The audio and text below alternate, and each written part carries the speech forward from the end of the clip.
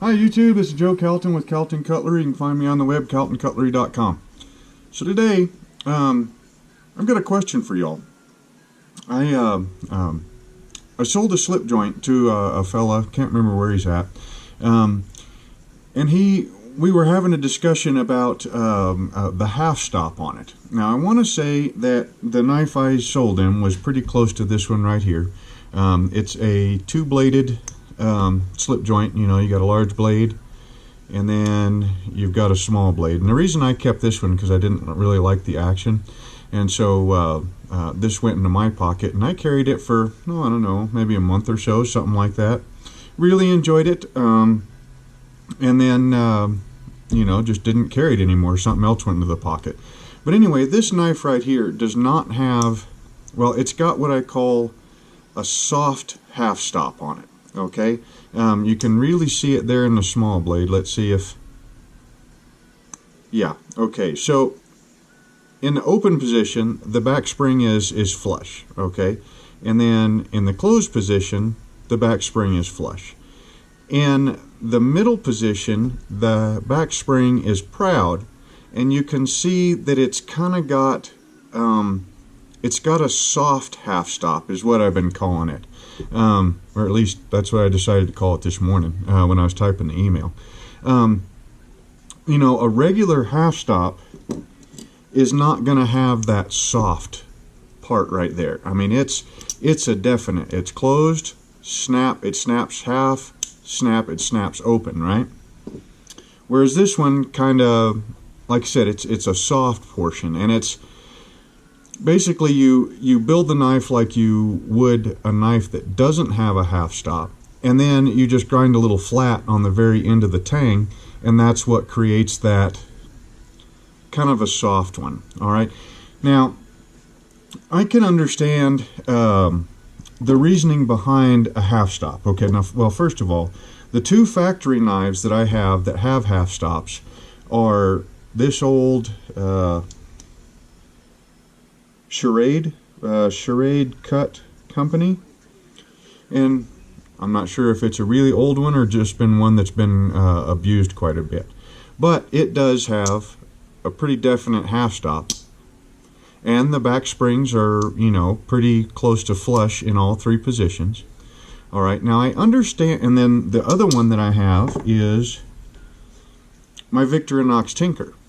Now the blades do not have a half stop, they're nice and smooth, but the screwdriver, the flathead screwdriver, it does have a half stop, which I have found that really handy when you got a screw that, you know, you're trying to work with and it's tucked back in behind something and you can't get your screwdriver in there normal.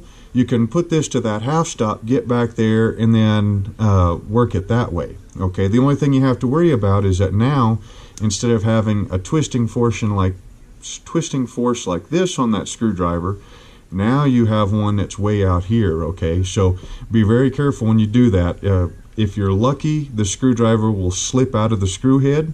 If you're not lucky and it gets bound up in there, you can break your knife because you're just putting way too much torque in there. Anyways, so I can understand the half stop being kind of like a safety feature. Okay, so you got this blade open and it's a slip joint, so the only thing holding that blade open is spring tension. Okay, now you get into that knife, you're doing some digging, some prying, you know, twisting, whatever, all the stuff that you're really not supposed to do with a slip joint pocket knife, but you do it anyway, right? Okay, well, now you get into it and all of a sudden, bam, that thing goes and it stops halfway closed. Protects your fingers, right? Okay, I get that.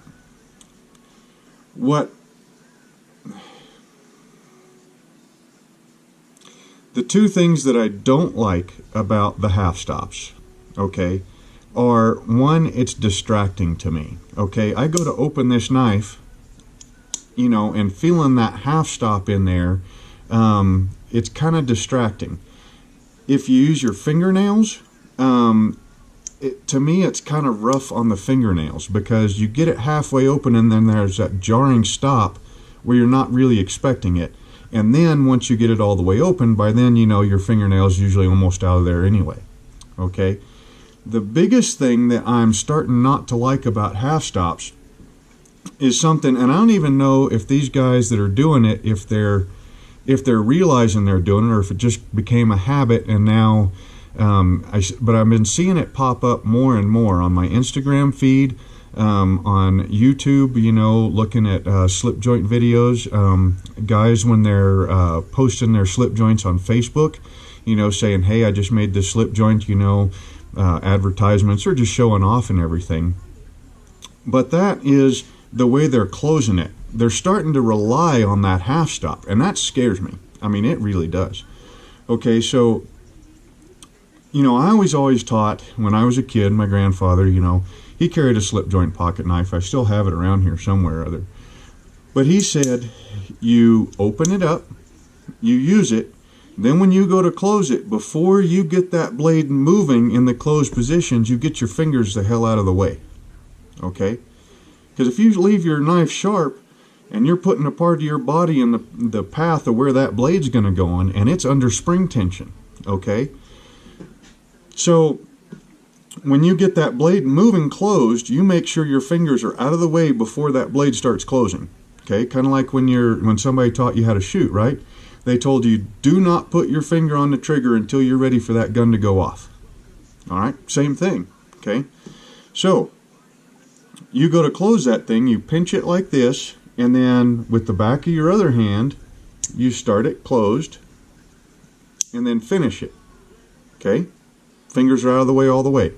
If you're working on something and you're holding, like, say, a piece of rope, or you know, you got your pocket knife out, you made your cut, but now you still got to hold on to whatever it is that you cut, but you want to put your knife away and you don't just want to lay it down.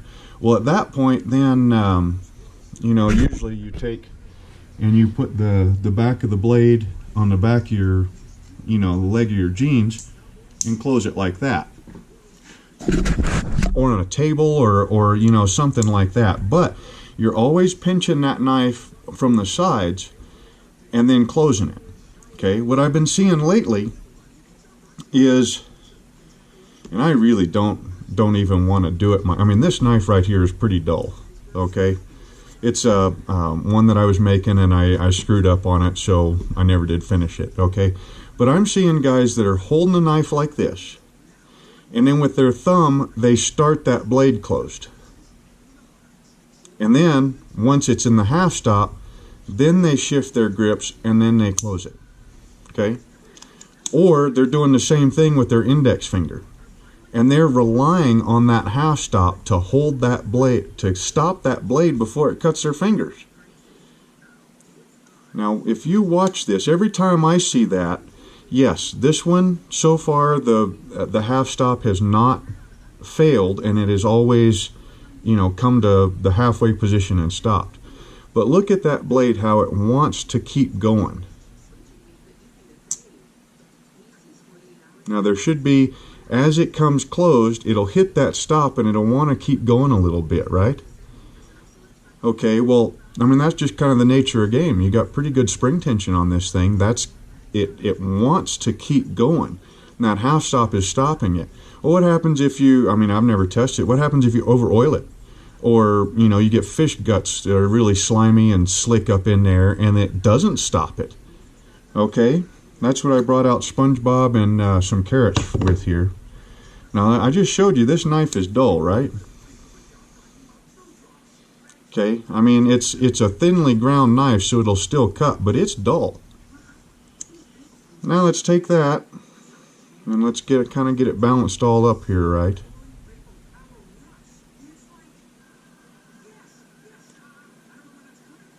Okay, we're getting it balanced. Let's get it started closing.